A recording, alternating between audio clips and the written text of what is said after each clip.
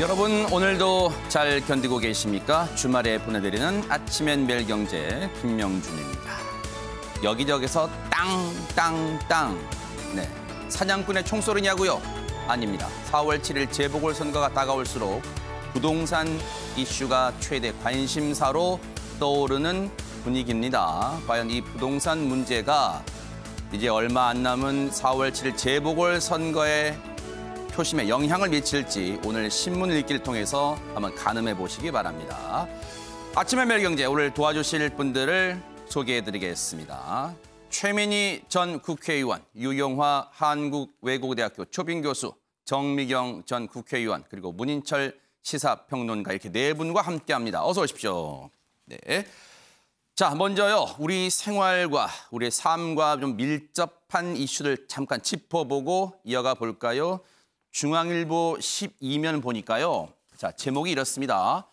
파 305%, 사과 55%, 달걀 40% 뛰었다. 물가를 얘기하는 거겠죠? 소비자 물가가요. 코로나 이후 최고랍니다. 지난달 1.5% 상승했는데 2분기도 이렇게 되면 불안한 거 아니야? 보세요. 지난달에 1.5%가 상승한 걸, 물가 상승률 추이를 보니까 이렇게 빨간불이 정말 들어왔습니다. 아무래도 요즘 주유소 가서 이 휘발유 기름 넣어보신 분들 아시죠? 정말로 기름값도 많이 올랐습니다. 그런데 여기 제목처럼 우리의 식탁에 올라오는 밥상 물가도 지금 많이 올랐어요. 저쪽으로 가볼게요. 3월에 농축수산물 가격은 13.7% 상승했는데요. 지난해 8월부터 두 자릿수 상승률을 유지하고 있는데 지난해 긴 장마와 태풍으로 인한 작황부진에다 이유가 나오는군요. 고병원성 조류 인플루엔자 AI 확산까지 겹친 탓이다. 그래서 아마 달걀값도 많이 뛴 것 같습니다. 특히 금파라는 별명이 붙은 단파 가격은요. 와, 305.8% 급등하면서 1994년 4월 821.4% 이후, 와, 그땐 800%가 올랐어요. 최고 상승률을 기록하고 있습니다. 먹거리 물가가 지금 좀처럼 잡히지 않고 있어서 농축수산물, 아마 그 농축수산 이 업을 하시는 분들은, 수산업에 종사하시는 분들은 더 한숨이 나오지 않을까 그런 생각이 들어요. 그런데 이런 가운데요, 더 걱정되는 게 여전히 우리 생활에 코로나 확진자가 많이 나오고 있다는 겁니다. 경향신문 8면입니다. 커지는 4차 대유행 위기감. 정부는요, 방역수칙 위반된 무관용 원칙을 지켜나가겠다 이렇게 천명했습니다. 사실 조금 전에 발표된 코로나 확진자 수가요. 540명대입니다. 그러니까 나흘 연속 지금 500명대가 나오고 있어서 상당히 긴장감이 커지고 있는 방역 당국이고 시청자 여러분들도 지금 상당히 걱정이 되실 거예요. 좀 읽어보도록 하겠습니다. 어떻게 무관용 원칙이냐? 자, 보세요. 여기입니다. 현재 경고 없이 방역 수칙을 어기면 경고 없이 즉각 10일간 영업 정지가 가능하도록 하는 감염병 예방법 시행 규칙 개정안이 입법 예고 중이고요. 정부는 개정이 완료되는 대로 시행할 방침입니다. 집합 금지 조치를 지키지 않았을 땐 고발 조치를 통해서 사법적 책임도 물을 예정이라고 합니다. 지금 과태료 정도 가지고는 경각심이 느슨해지는 걸 막을 수 없다 이렇게 보고 있는 것 같습니다. 하나 더 보고 갈게요. 그런데 코로나 확진자가 여전히 500명대에 나흘 연속 나오고 있는 상황에서 걱정되는 게 있습니다. 국민일보 3면입니다. 방역 사각지대 선거 유세 현장 4차 유행의 기폭제가 되나? 사실 이런 생각 길거리 요즘 다니시면서 하시는 분들 많으실 거예요. 작년 총선 때와 달리 지금 인파가 몰리고 있습니다. 유세 현장에요. 그런데 서울과 부산 지역 재보궐 선거가 치러지는 서울과 부산 지역 확진자가 급증세라고 합니다. 여기 읽어볼까요?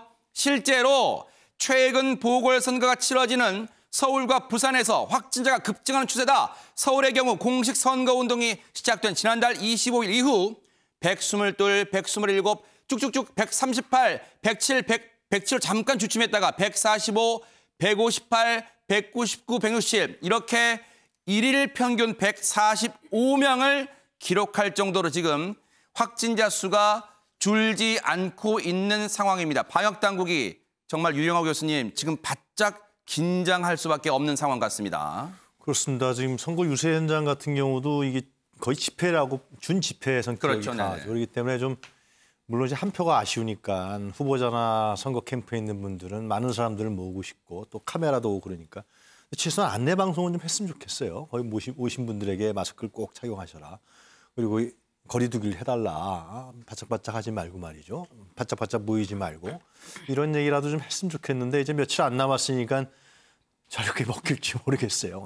선거가 지금 과열돼서. 선관위 해석하고 지금 방역당국 해석이 다르거든요. 네. 그런 문제가 있는 것 같고. 그러나 이제 앵커께서 말씀하신 대로 현재 자꾸만 인원수가 확진자 수가 늘어나고 있단 그렇죠. 말이죠. 근데 저는 방역당국도 굉장한 고민일 거예요. 아. 지금 예를 들면 거리 두기라든가 이걸 상향 조정한다. 굉장히 큰 반발이 일어날 겁니다. 아, 네네. 그러기 때문에 지금 나오는 얘기가 백신을 빨리 보급하자. 그래서 지금 최대한 빨리 수급을 해서 이 면역률을 높이는 방안 이것이 같이 검토되고 있지 않냐. 그래서 정은경 본부장 등 정은경 총장 같은 경우도 백신을 빨리 보급하겠다. 그래서 일단 면역을 좀 높이는. 그러나 하여튼 국민들에게 계속해서 협력을 당부할 수밖에 없는 상황이 되고 있는 거죠. 이 사회적 거리 두기라든가 방역수칙을 지켜달라. 하여튼 지금의 상당히 딜레마 있는 상황인 것 같은데요. 이걸 어떻게 풀어나갈지 다음 주에 한번 봐야 될 것 같습니다. 그러니까요. 예. 사실 백신 접종이 시작됐고 많은 분들이 이제 백신 접종이 시작되면 한결 코로나 상황이 수월해지는 거 아니야? 좀 경각심을 좀 풀어도 되는 거 아니야? 많은 분들이 생각하셨을 텐데 여전히 확진자 수는 줄지 않고 있습니다. 방역당국도 긴장할 텐데요. 정세균 총리 얘기 들어보시고 이어가 보도록 하겠습니다. 이번 주 들어 사흘 연속 500명대를 기록하고 있습니다. 특히 수도권뿐만 아니라 다른 지역에서도 감염이 점차 확산되고 있어 우려가 매우 큽니다. 지난 겨울 3차 유행이 본격화되는 과정에서 500명대 확진자가 불과 닷새 만에 2배로 치솟았던 상황을 다시 반복해서는 안 되겠습니다. 특히 부활절을 낀 이번 주말에는 외출과 이동이 더욱 늘어날 것으로 예상됩니다. 청명과 한식을 맞아 성묘에 나서는 분들도 많이 계실 것입니다.